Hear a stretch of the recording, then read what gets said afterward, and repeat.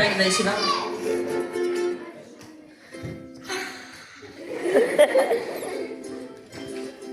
היי נטע. מה קורה? בסדר, כזה. כתבת לכבוד שיר. בשבילי? באמת? כתבת לכבוד באיזה מילה השיר יתחיל? נטע? תפוז? תפוז.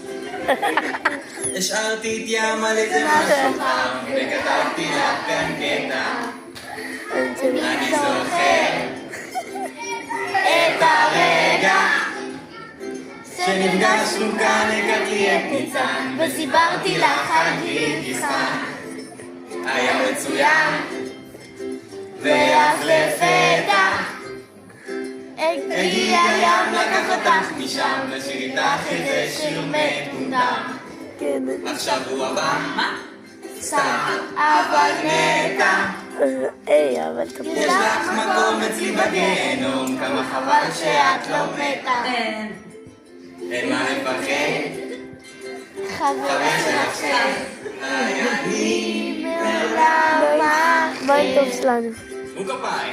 ויש לי נקודה במקרר, אבל כשאת איתי אני מרגיש פתאום כמו איש אמיתי. אמיתי.